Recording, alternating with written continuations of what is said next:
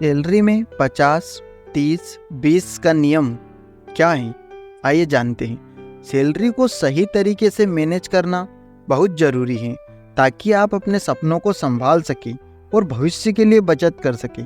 Budget बनाकर बचत और निवेश पर ध्यान देकर और अनुशासन में रहकर आप अपने पैसे को बेहतर तरीके से मैनेज कर सकते हैं। राहुल हर महीने सैलरी मिलते ही सारा पैसा खर्च कर देता था।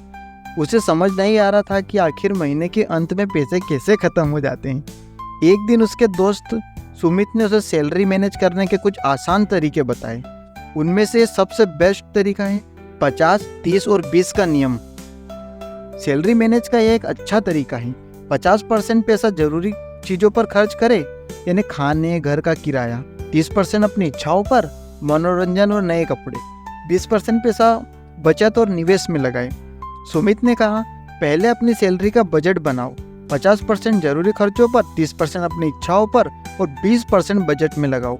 राहुल ने सलाह मानी और एक बजट बनाया। उसने देखा कि जब वो अनावश्यक चीज़ों पर खर्च कम करता है तो उसकी बचत बढ़ने लगी।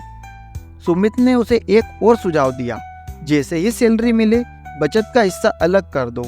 बैंक में ऑटोमेटिक बचत का विकल्प भी चुन सकते हो। राहुल ने ऐसा किया, जिससे उसकी बचत बिना किसी मेहनत के होती रही। कुछ महीनों बाद राहुल ने अपने खर्चों पर काबू पाया और एक इमरजेंसी फंड भी बना लिया। अब वह न केवल अपने खर्चों को संभाल पा रहा था, बल्कि भविष्य के लिए भी बचत कर रहा था। धीरे धीरे राहुल ने अपने पैसों को निवेश करना भी शुरू किया और उसकी आर्थिक स्थिति मजबूत हो गई। सिर्फ पैसे बचाना ही काफ़ी नहीं है, बल्कि आपको उसे सही जगह निवेश भी करना चाहिए ताकि आपका पैसा बढ़ सके। आप म्यूचुअल फंड, फिक्स्ड डिपॉजिट या जमीन जैसी चीज़ें में निवेश कर सकते हैं। इससे आपका पैसा बढ़ेगा और आपके बड़े सपने भी पूरे हो सकेंगे।